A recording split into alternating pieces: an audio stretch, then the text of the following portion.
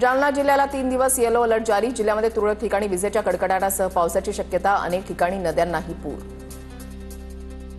जायकवाडी धरणातून 1 लाख क्युसेकपेक्षाही अधिक वेगाने पाण्याचा विसर्ग। गोदावरी नदीमध्ये मोठा पूर येण्याची शक्यता। नदी काठावरील गावांमधून प्रशासनाद्वारे दवंडी देऊन सतर्कतेचे आवाहन। गेवराई तालुक्यामधल्या मनुबाई जवळा इथे गेल्या 3 दिवसांपासून पावसामुळे कपाशीमध्ये मोठ्या प्रमाणात पाणी साचलं। गोदाकाठी कपाशीसह इतर शेती पिकं पाण्याखाली। परभणी जिल्ह्यामध्ये गेले 3 दिवस जोरदार पाऊस। 9 महसूल मंडळामध्ये अतिवृष्टी। खरीप पिकांचं मोठं नुकसान।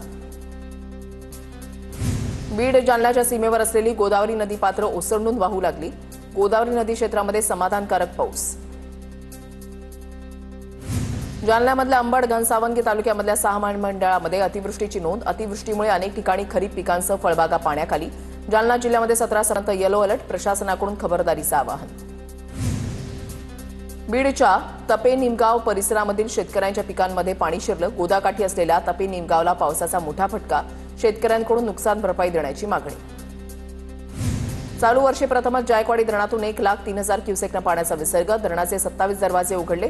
धरणाचे 1 ते 9 आपत्कालीन दरवाजे 3 फुटांनी उघडले। गोदाकाठी असलेल्या गावांना सतर्कतेचा इशारा।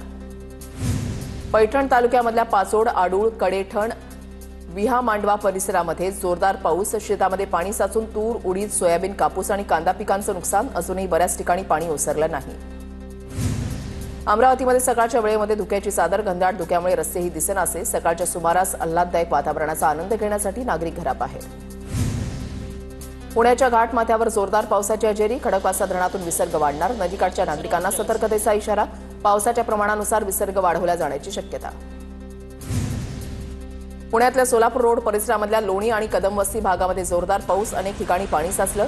पुणे सोलापूर महामार्गावर पाणीच पाणी। अनेक ठिकाणी वाहतूक कोंडी। पुणे शहर आणि जिल्हा परिसरामध्ये काल रात्रीपासून संततधार पाऊस। पुण्यामधल्या घाटमाथा आणि धरण परिसराला आज पावसाचा ऑरेंज अलर्ट। पावसानं उघडीप दिल्यानंतर फळभाज्यांची आवक वाढली। टोमॅटो, काकडी, गाजर, घेवडा दरामध्ये घट। पुण्यातील गुलटेकडीमधील घाऊक बाजारामध्ये 100 ट्रक फळभाज्यांची आवक। उपमुख्यमंत्री अजित पवारांच्या पाहणी दौऱ्यानंतर महापालिकेमध्ये समाविष्ट 23 गावांसाठी मोठा निर्णय। 23 गावांची बांधकाम परवानगी आता महापालिका देणार। अजित पवारांच्या आदेशानंतर कारवाई। 2016 पासून मराठा समाजाला आरक्षण मिळावं यासाठी 254 जणांच्या आत्महत्या।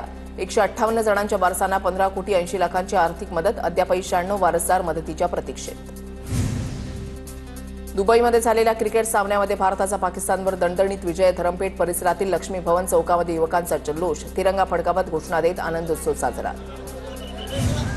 नागपूर स्कूल व्हॅन अपघातानंतर परिवहन विभागाला जाग। शहरातील 37 स्कूल बस आणि स्कूल व्हॅनवर ई चलान कारवाई। परिवहन विभागानं 6 वाहनं ताब्यात घेतली। 48,000चं शुल्क वसूल।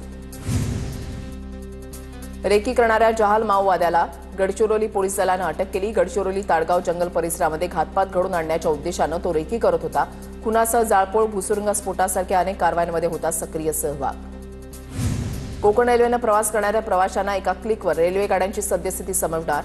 K R mirror, KRCL mobile app सुरू। मराठीसह 4 भाषांमध्ये हे ॲप कार्यान्वित।